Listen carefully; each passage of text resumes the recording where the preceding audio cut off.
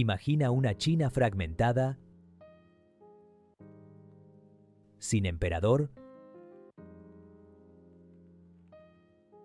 sin unidad, sin certezas. Un territorio donde la guerra no es una excepción, sino la norma. Donde cada generación nace sabiendo que el conflicto es inevitable y que sobrevivir exige algo más que tradición. Exige adaptación, inteligencia y cambio. Entre los siglos V y III antes de nuestra era, China entró en uno de los periodos más intensos y decisivos de toda su historia, la era de los reinos combatientes. Una época marcada por la violencia constante, pero también por una explosión de innovación, política, militar y filosófica, que transformaría para siempre la civilización china. Tras el debilitamiento definitivo de la dinastía Zhou, el antiguo sistema feudal se desmoronó. Los rituales que antes regulaban la guerra perdieron sentido. La ley del rey Zhou ya no imponía respeto. Emergieron estados independientes, cada uno decidido a imponer su propia visión del orden o a desaparecer en el intento.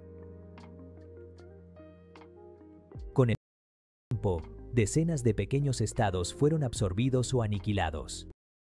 Pocos lograron sobrevivir. Atacaron 7 grandes potencias.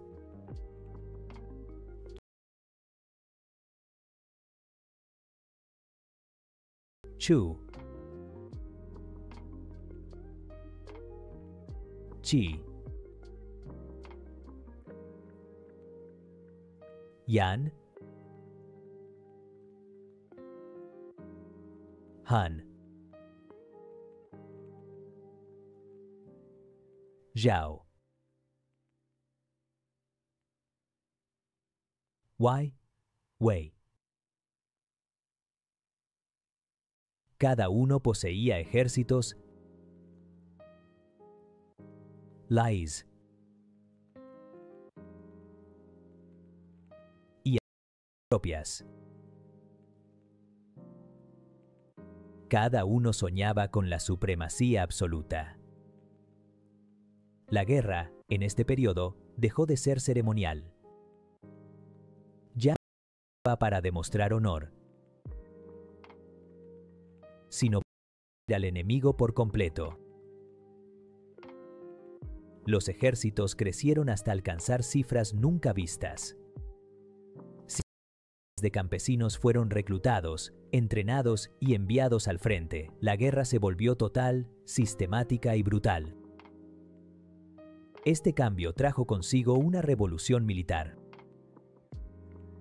Las armas de bronce fueron reemplazadas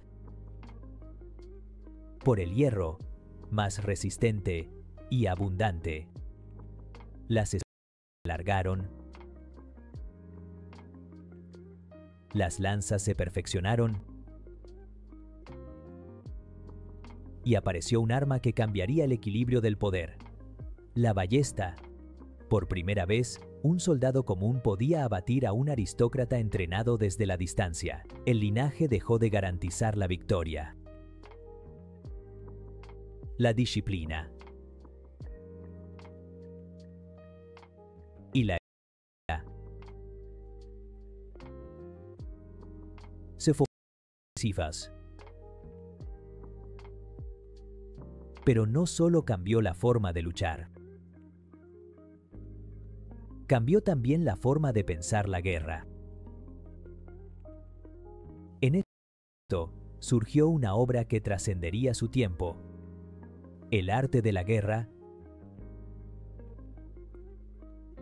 atribuida a Sun Tzu. En sus páginas, la guerra dejó de entenderse como una simple confrontación de fuerzas y pasó a concebirse como una ciencia.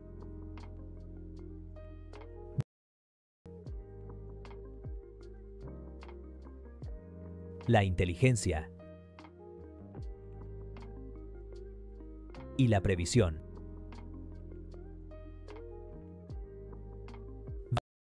Batir, conocer al enemigo, dominar el terreno y controlar la moral se convirtieron en principios fundamentales. Irían vigentes más de 2000 años después. La constante del conflicto obligó a los estados a transformarse desde dentro para mantener ejércitos tan numerosos. Era necesario recaudar impuestos de forma eficiente, administrar recursos con precisión y controlar a la población. Así nació una burocracia cada vez más profesional, basada no tanto en la nobleza hereditaria, sino en la capacidad y el mérito. El campesino llegó a ocupar un lugar central. Ya no era solo un productor agrícola, sino la base del poder del Estado. Alimentaba a los ejércitos, sostenía la economía y, en muchos casos, luchaba en el frente. Para la producción, se mejoraron los sistemas de riego, se mejoraron las tierras y se fomentó una agricultura más intensiva. La subsistencia del Estado dependía directamente de la eficiencia de sus campos. Paralelamente, el comercio se expandió. Aparecieron monedas, se estandarizaron pesos y medidas, y las rutas comerciales internas se volvieron más dinámicas. En medio del caos, la economía se modernizaba. Pero quizás el legado más profundo de los reinos combatientes no fue militar, ni económico, sino intelectual. Nunca China había visto florecer tantas ideas al mismo tiempo. Era una época de preguntas urgentes. ¿Cómo gobernar en tiempos de caos? ¿Qué hace legítimo a un gobernante? ¿Cómo debe comportarse el ser humano? Cómo proponía restaurar el orden mediante la virtud, la educación y el ejemplo moral. El taoísmo defendía la armonía con la naturaleza y la no intervención. Hablaba de igualdad y condenaba la guerra agresiva. Y el legalismo, quizá el más controvertido, sostenía que el ser humano era egoísta por naturaleza y que solo leyes estrictas, castigos severos y recompensas claras podían garantizar la estabilidad. Estas ideas no se quedaban en los libros. Los gobernantes contrataban filósofos como asesores, buscando la doctrina que les permitiera sobrevivir en un mundo implacable. El pensamiento se convirtió en una herramienta política tan poderosa como cualquier ejército. Entre todos los estados, uno destacó por aplicar estas lecciones con una eficacia despiadada: Qin, situado en el oeste, Qin adoptó el legalismo sin concesiones. Privilegios nobiliarios, centralizó el poder, impuso una disciplina férrea y recompensó el mérito militar por encima del linaje. Mientras otros estados debatían y vacilaban, Qin avanzaba. Uno a uno, los reinos rivales fueron cayendo. Fuerza de las armas,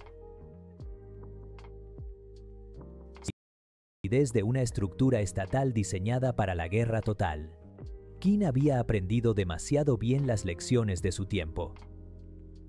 Así, tras más de 2 siglos de conflictos ininterrumpidos, el periodo de los reinos combatientes se acercaba a su final. De la nación surgiría la unidad del orden. Pero suave ni benevolente, sino uno forjado en la disciplina, la ley y el control absoluto. Los combatientes nos dejan una enseñanza incómoda.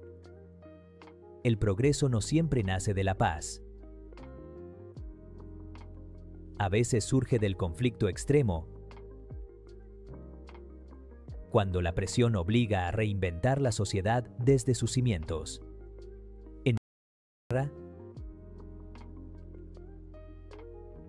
China, bases del Estado imperial, de su pensamiento político y de la duradera.